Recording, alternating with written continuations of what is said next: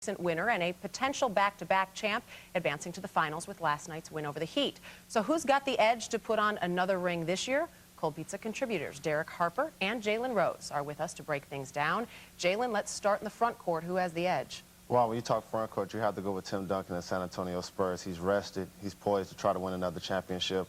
And the Detroit Pistons have come off a grueling series where they had to face Shaquille O'Neal for 7 games. So I definitely give the Spurs the advantage in the front court. I disagree with you, Jalen. Sorry. You know, I hate to disagree so early. But I love it. I love it. I like Detroit. I really do, simply because of their experience. Ben Wallace obviously had a tough series against Miami and Shaquille. Not that Tim Duncan will be any easier, but I think Ben Wallace's overall game will come to the forefront in this series. You have more of a Twin Towers now in Detroit than maybe you do in San Antonio anymore. Jalen, who's got the stronger backcourt? You got to go with the Pistons backcourt. I mean, they're poised. I mean, you talk Rip Hamilton and Chauncey Billups, that's probably the best backcourt in the league going. Those guys are just efficient. They get it done. Billups is strong. He can penetrate the ball and post smaller guards. And Rip Hamilton comes off those baseline screens and knock down mid-range jumpers with the best of them.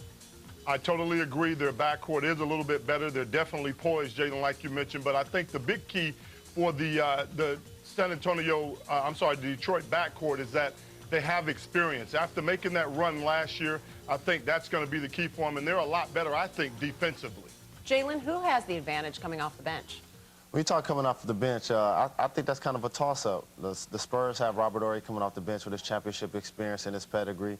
The Pistons, they rely more on scoring coming off the bench with Antonio McDyess and intangibles with Arroyo. So I think that's basically a toss-up. Well, I'm going to go with San Antonio, but I think Brent Berry is the difference. He's a guy that obviously in the Seattle series exploded for 21 points, knocked down 5 threes. And I think anytime you have guys like that, that gives you a little bit of an edge coming off of the bench. What about on the coaching lines? Jalen, where's the advantage there? 2 great names here. Right, 2 great names, 2 great friends also. But you got to go with Greg Popovich because he's more stable and guys understand it, where he's coming from. They've been under his system for a little bit longer. Obviously, Larry Brown is poised because the team won the championship last year. But I have to give Popovich a slight edge in that category.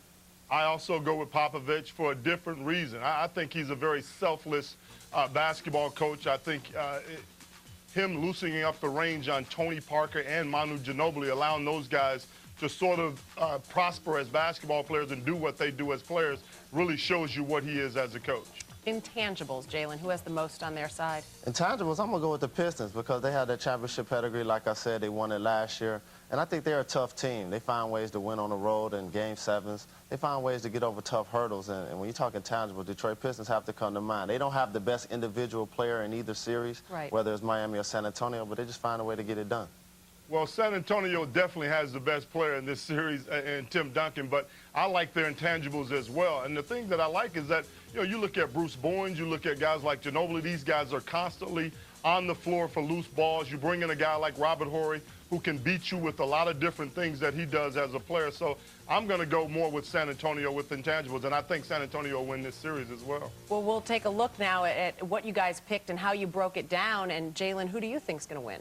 I think San Antonio find a way of winning 6.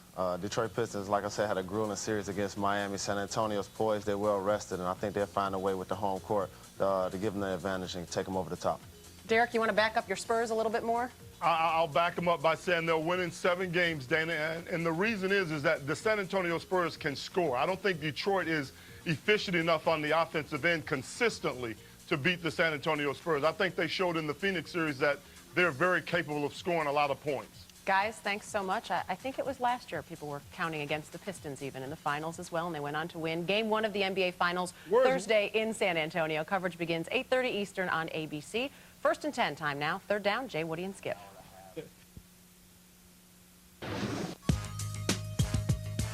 The champs are on their way back.